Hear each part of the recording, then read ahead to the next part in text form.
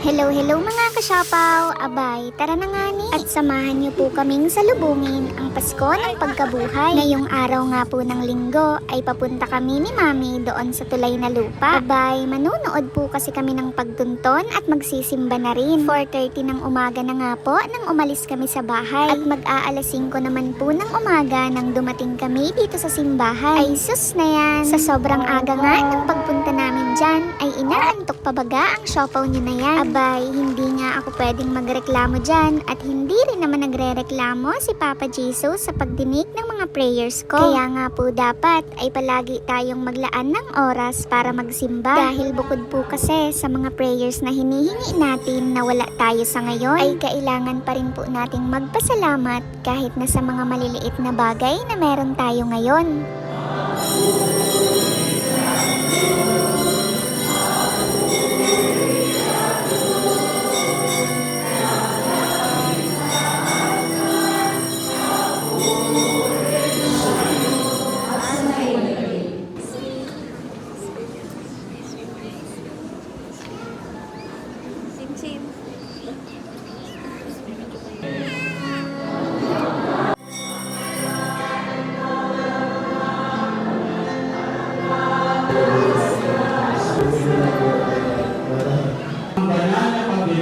Ay naihali na. Si Kristo'y ating ipagdamay. Ang Kristo'y muli na buhay.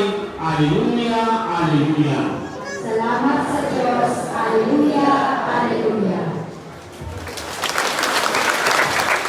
Pagkatapos nga po ng misa ay pumunta na rin po kami dito sa labas. Abay ayan at shoutout nga ni po dito sa kanila at nakilala pa baga ang siopaw na yan. Ay sus na yan. Nanghingi na rin nga po pala kami dito ng mga bulaklak na ilalagay doon sa santo pagka uwi ng bahay. Magsi 7:30 na rin nga po pala ngayon ng umaga. Papunta na rin nga po pala kami dyan ni Gian doon kila Tita Franz. Abay, kukuhain po kasi namin yung ibang gamit at uuwi na rin kami ng San Antonio. Ay sus na yan. Ngayon nga po pala ay meron kaming gaganapin na reunion sa side po ng mga ifondo. Abay, kung ifondo rin nga po ang apelyido nyo ay mag-comment po kayo kung taga saan po kayo. Ito po kasing reunion na isa-celebrate namin ay para lang doon sa mga kapatid ng aming lolo. Nandito na rin nga po pala kami ulit sa San Antonio. Bumili na rin nga po pala kami dyan ni Gian ng pagkain namin para sa almusal. Pagbalik nga po namin ng bahay ay nandito si Tito Sandy at nagsasaing na. Abay, ganito pala po talaga ang teknik kapag magsasaing ka ng marami. Maaari po kasing mangyari na malugaw yung ilalim at hilaw naman yung ibabaw. Ay sus na yan! At para nga mapadali ito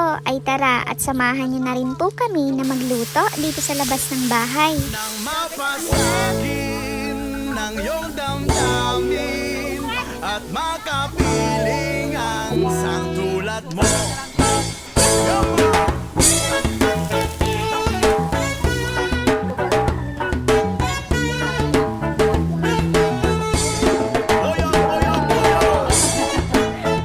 Pablakan tayo,